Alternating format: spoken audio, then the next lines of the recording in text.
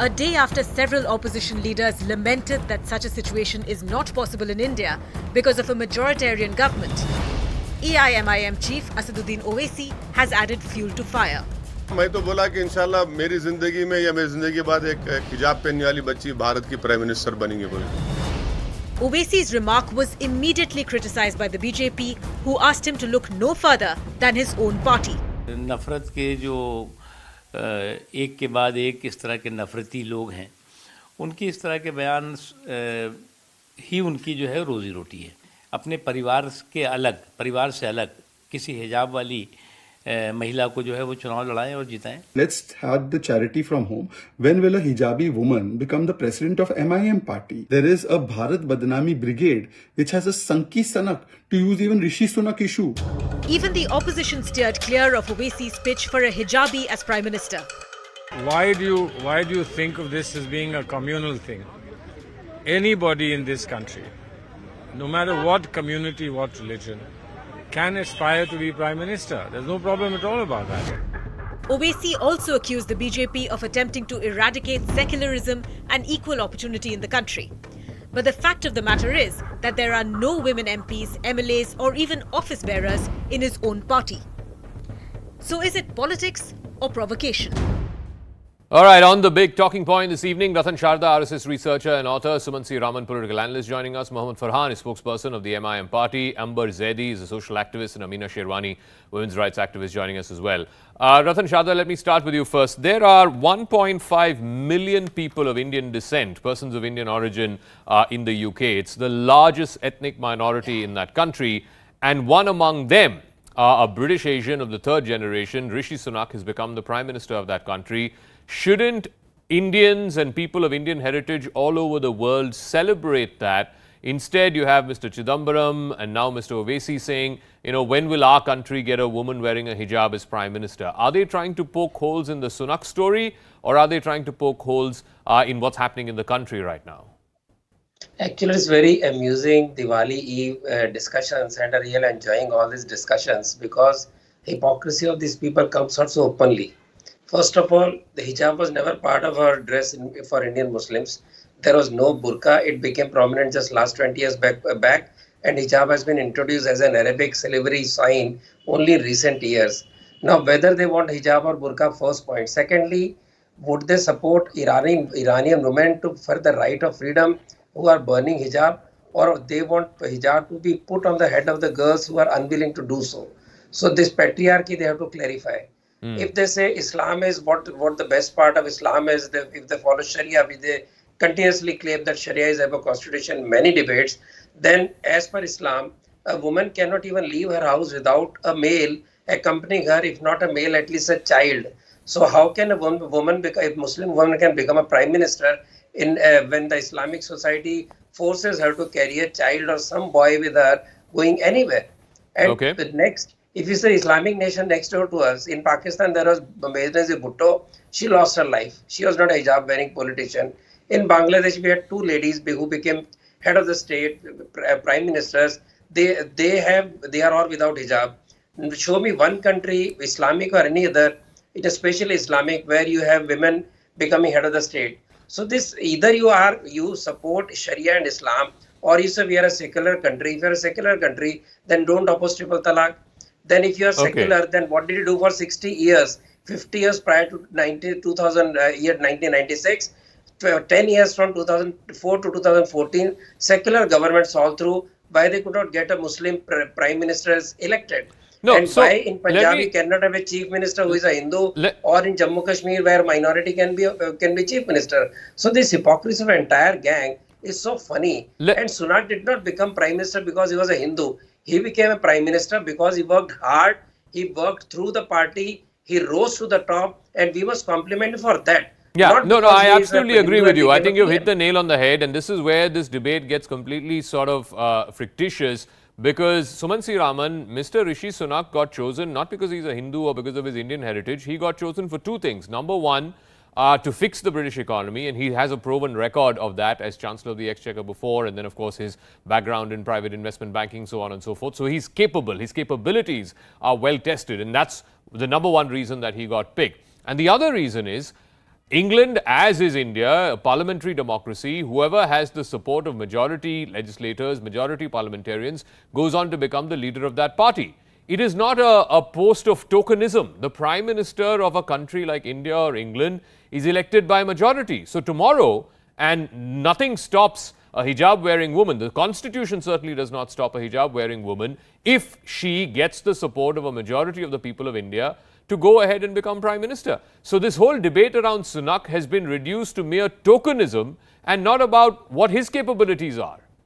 First of all, Zaka, should Mr. Chidambaram or Mr. Owaisi do they have the moral authority to say what they are saying within their parties? The answer is no. That is a different issue. I don't think that they are actually saying that Mr. Rishi Sunak did not get where he was because he had the merit to get the job. I don't think that is their point at all.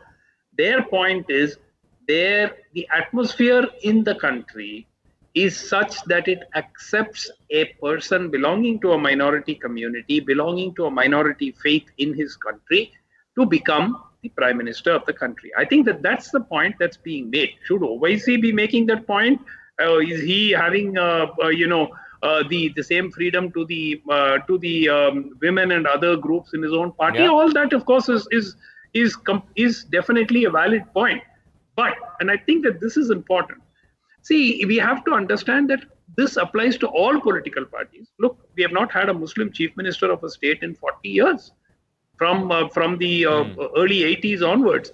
And I think the last one was Anwara Taimur in Assam. After that, I don't really think we've had a Muslim chief minister.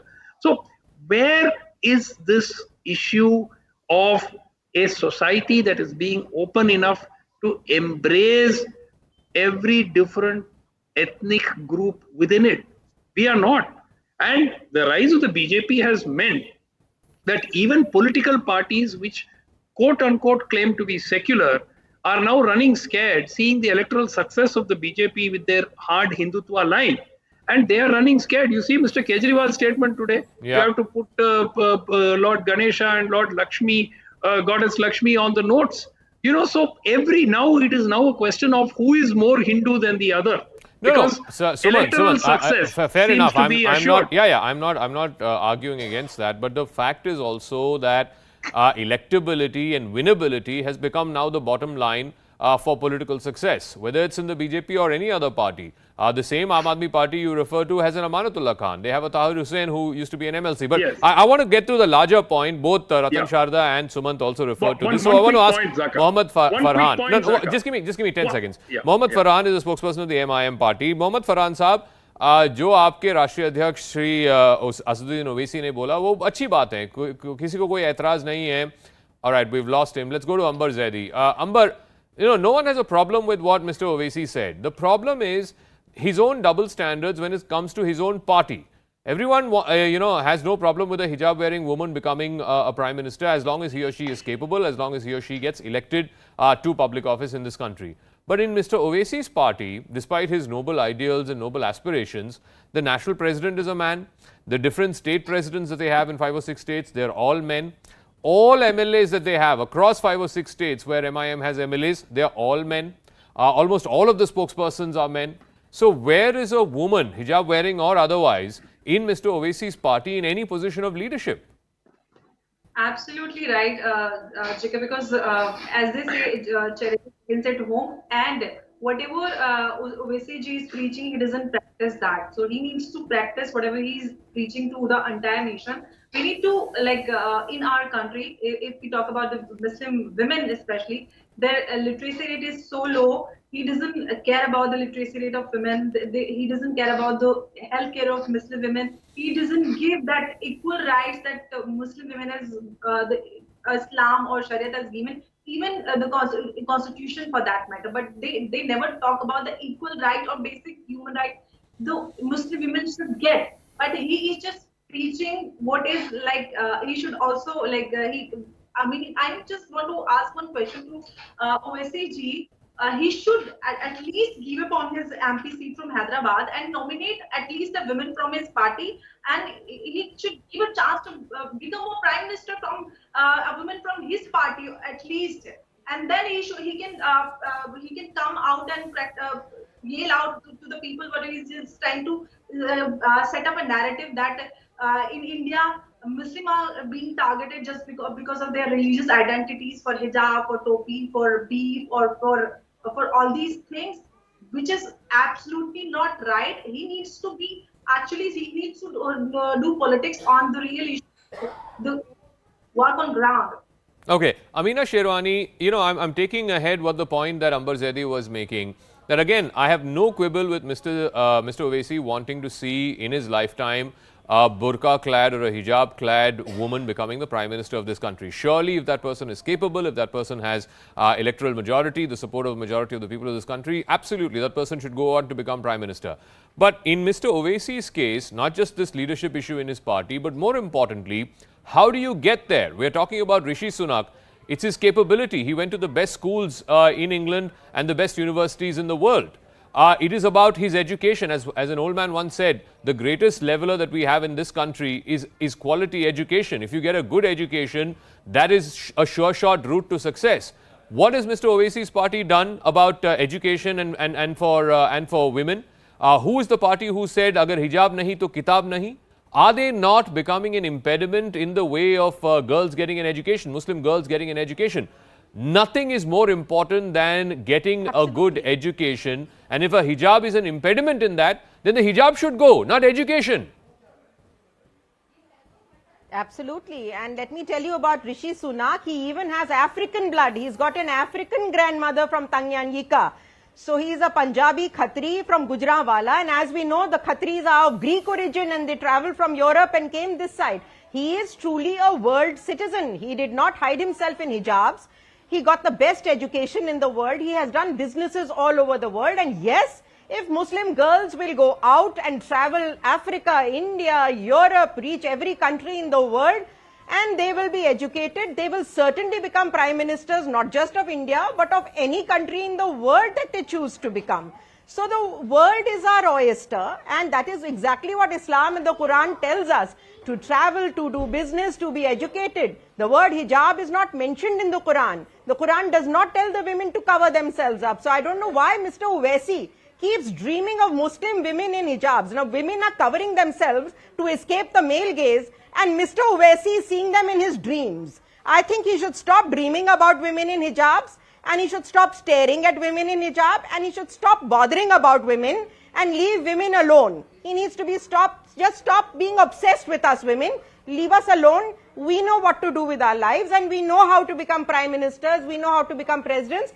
We know how to become Chief Justice of the Indian Supreme Court. We know how to join the Hague. We know how to go to the United Nations. We really don't need him to comment on us. He is a nobody, and he should understand that. We had no less than a Justice of the Supreme Court who was a hijab-wearing woman, Fatima Bibi. And when she used to go to court to perform her public official duty, she used to remove the hijab. That is what Mr. Owaisi should be encouraging in young girls. Mohammad Farhan is back in on the discussion. Mohammad Farhan, साहब ये बताइए, आपके जो राष्ट्रीय अध्यक्ष श्री ओवैसी जी ने बोला है, अच्छी बात है, कोई को उससे कोई एतराज नहीं है, लेकिन चैरिटी बिगिंस एट होम एक कहावत है अंग्रेजी में. तो आपके पार्टी में बताइए, कौन ऐसे महिला है जो हिजाब पहने हो, हिजाब ना पहने हो, जो लीडरशिप पोजीशन में है? क्या आपके राष्ट्रीय अध्यक्ष महिला है? क्या आपके जो प्रदेश अध्यक्ष हैं काफी सारे प्रदेशों में, क्या वो महिला है? कोई एक जन ऐसा है महिला जो आपके पार्टी में लीडरशिप पोजीशन में है? जी सर, मैं आपकी बात को बत कह रहा हूं. सर, हमारे उत्तर प्रदेश में महिला विंग की जो प्रेसिडेंट है नजमा फातिमा जी, वो हिजाब भी पहनती हैं और क्या नाम है, पूरे उत्तर प्रदेश में महिलाओं को जोड़ने का काम. महिला विंग के प्रेसिडेंट तो महिला ही बन सकती है ना? सुनिए, ये बात तो आपको भी पता है. नहीं, मैं आपको बता रहा हूं ना, मैं आपको गिनवा रहा हूं कि हमारी पार्टी के अंदर कितनी महिलाएं हैं जो हिजाब पहनकर क्या नाम है आज की डेट में काम कर रही हैं. सर, महिला विंग की प्रेसिडेंट तो आदमी नहीं बन सकता है ना, वो तो महिला ही बनेगी.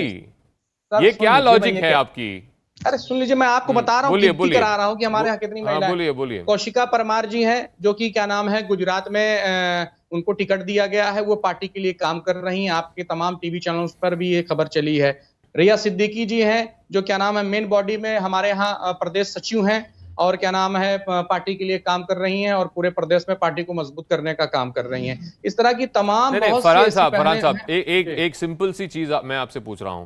क्या आपके राष्ट्रीय अध्यक्ष मुस्लिम महिला हैं? प्रदेश के जो अध्यक्ष हैं, 5-7 प्रदेशों में आपके प्रदेश अध्यक्ष हैं, क्या वो महिला हैं? एमएलएज हैं आपके काफ़ी सारे, तेलंगाना में हैं, महाराष्ट्र में हैं, बिहार में भी थे, क्या उसमें से एक भी महिला थी? तो आप अगर लीडरशिप पोजीशन अपने खुद के पार्टी के अंदर नहीं दे रहे महिलाओं को, तो फिर क्या ये हसीन सपने देख रहे हैं ओवैसी साहब की एक दिन हिजाब पहनी हुई लड़की बनेगी भारत की प्रधानमंत्री? ये तो हसीन सपना ही है। नहीं, हसीन सपना नहीं है। महात्मा गांधी जी ने भी जब अंग्रेजों के सामने ये बात कही थी कि एक दिन आप देखिएगा कि धोती और कुर्ता पहनने वाला इस देश का प्राइम मिनिस्टर होगा, तो अंग्रेजों ने उनका उपहास उड़ाने का काम किया था। वही आज बिल्कुल ओवैसी साहब पर लागू हो रहा है।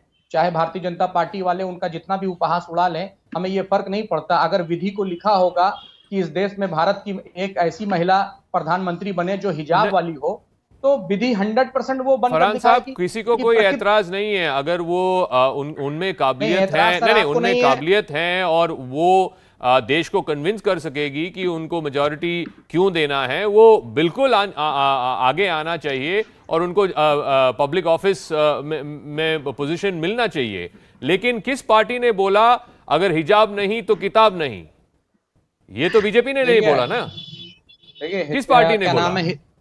जो हिजाब के मुद्दे को लेकर आप बात कर रहे हैं सर, कर्नाटक में जिन बच्चों ने कहा कि अगर हिजाब नहीं तो हम एग्जाम नहीं देने जाएंगे या हम पढ़ने नहीं जाएंगे, तो वो बच्चों का मुद्दा था। ओवैसी साहब ने तो कहा नहीं कि हिजाब नहीं किताब नहीं। नहीं आपको वो पोस्टर्स याद नहीं है फरहान साहब? मैं याद दिलाता हूँ, जो औरंगाबाद में आपके जो गढ़ माना जाता है, गढ़ नहीं मतलब आपके एमएलए वहां से आते हैं, औरंगाबाद में पोस्टर हिजाब नहीं तो किताब नहीं किसने लगवाई? बाकायदा एमआईएम पार्टी के फ्लेक्स बोर्ड लगे थे वहां पे, हिजाब नहीं तो किताब नहीं।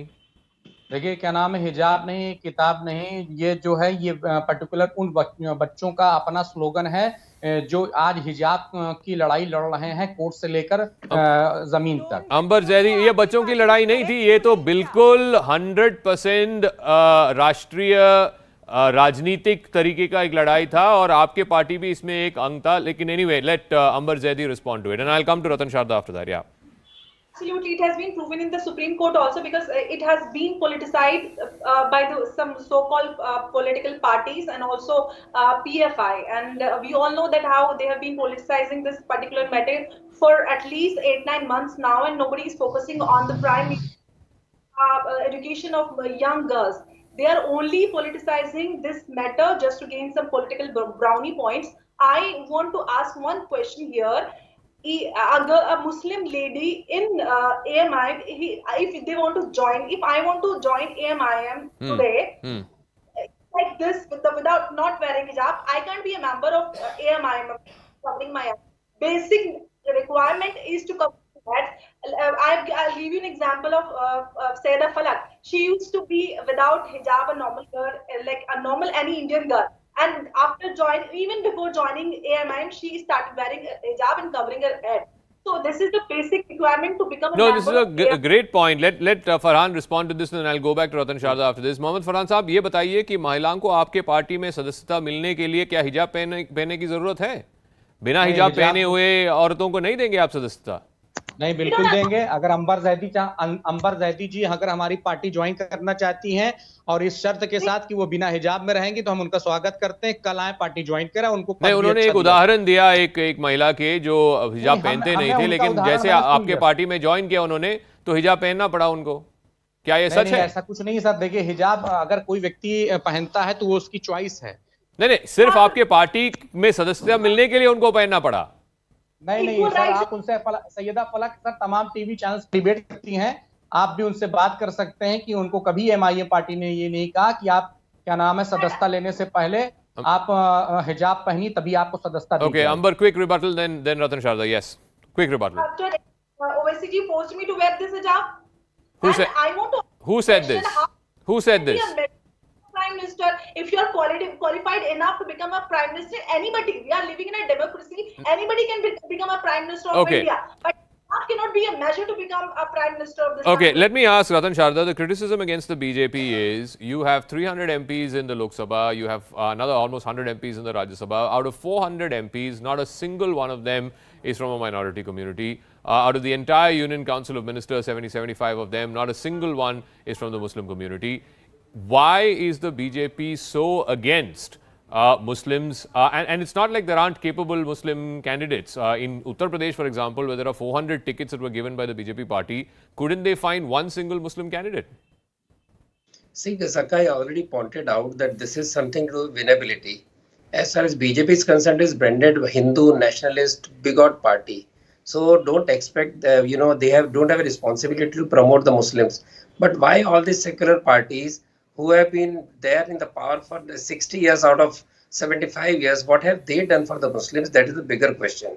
When somebody like Abdul Kalam becomes the president, the most popular president we ever had, the secular parties did not allow him to have a second term because he was not Muslim enough, because he played Veena, because he respected Gita. Then we have Arif Muhammad Khan, who was made a scapegoat for fighting for the rights of poor India, a Muslim woman called Shah Bano.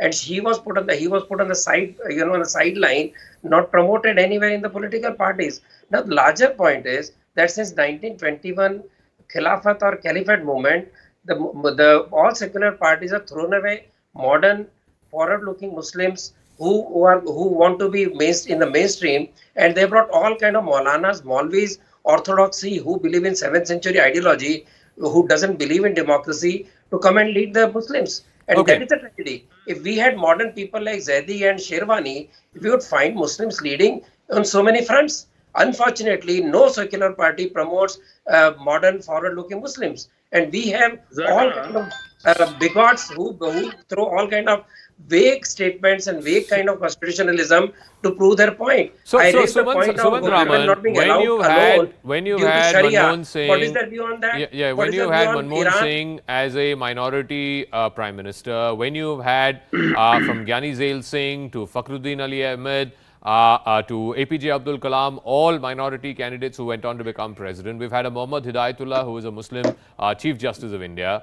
Why should India turn around and look at Britain for examples, or look at Britain for its multiculturalism? As a columnist today said, Rishi Sunak at best is an accidental prime minister. Boris Johnson got the mandate because of all kinds of issues around him. He had to quit. And then Liz Truss quit in infamy just after 45 days. So, it's a set of circumstances that made him the prime minister, not his ethnicity, not his Indianness. And certainly, like I said at the top of the show, it is his job as an economist, it is his job to fix the British economy, for which he's been chosen. That's the single biggest thing. Even he is not going around and saying, I've been chosen because of my Indian origin. No, nobody is ever arguing that he has been chosen because of his Indian origin. If anything, his loss to Liz Truss in the contest was also partly attributed to the fact that perhaps Britain was not ready for its first brown prime minister. So that's one part. Now, my point is, Mr. Ratan Sharda has not answered the fundamental question.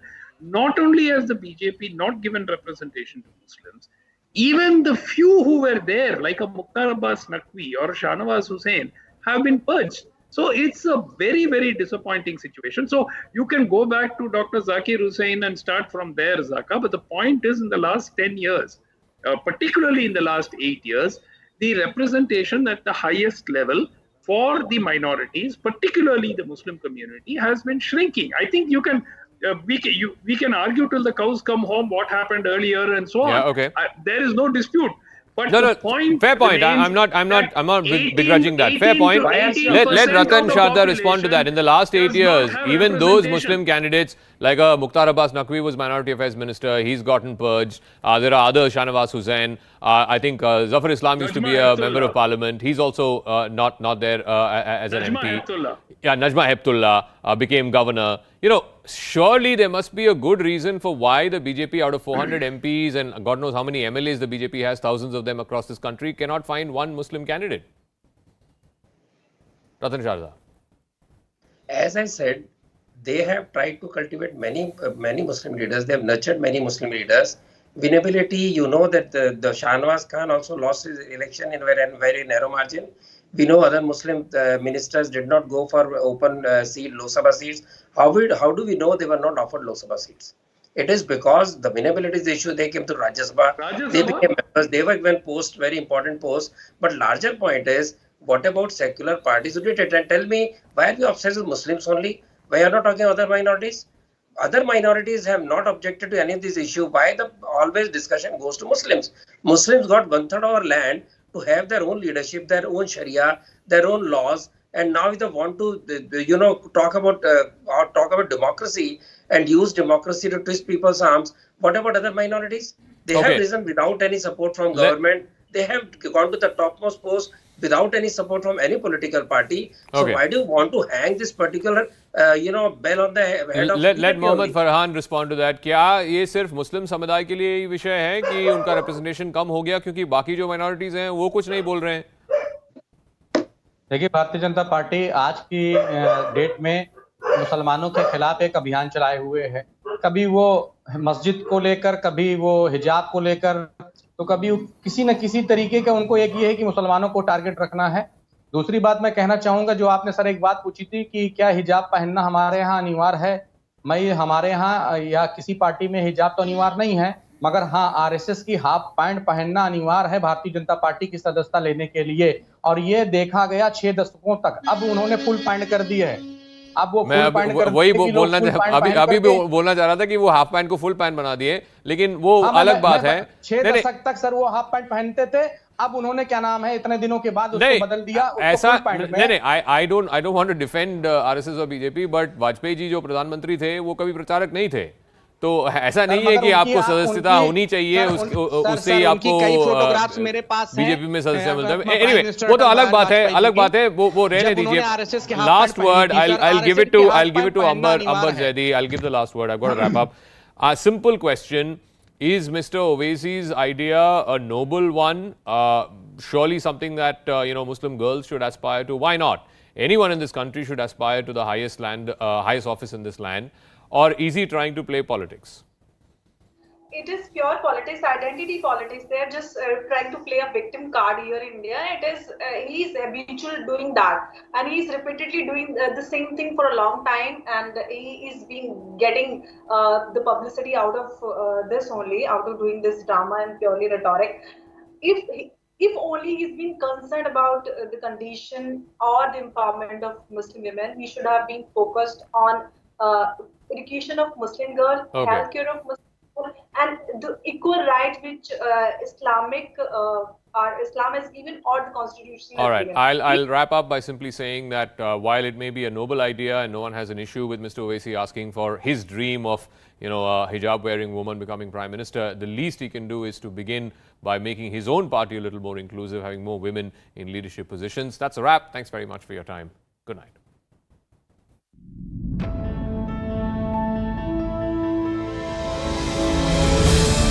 Do you sense that even with the unprecedented majority that the BJP government has, UCC is just too hot a potato for it? It wants to possibly delay it as much as possible. Farooq Abdullah साहब का नाम तो नहीं लिया, पर उन्होंने कहा कुछ लोग हैं जो कह रहे हैं कि जब तक इनको जस्टिस नहीं मिलेगा, होता है किसकी जस्टिस की बात कर रहे हैं। एसडी साहब also turning around and showing him the mirror.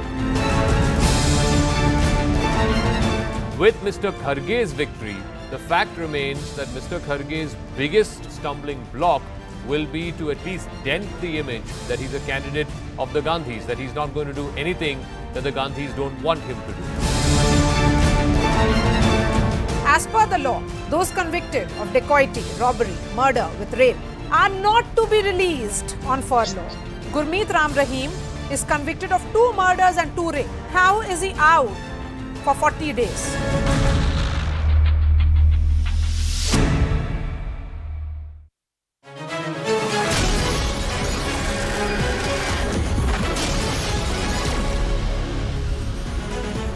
A very warm welcome. You're watching Biggest Exclusive tonight on CNN News 18 with me, Akanksha Swaroop. Now, the Election Commission's initiative to curb freebies has received a big blow.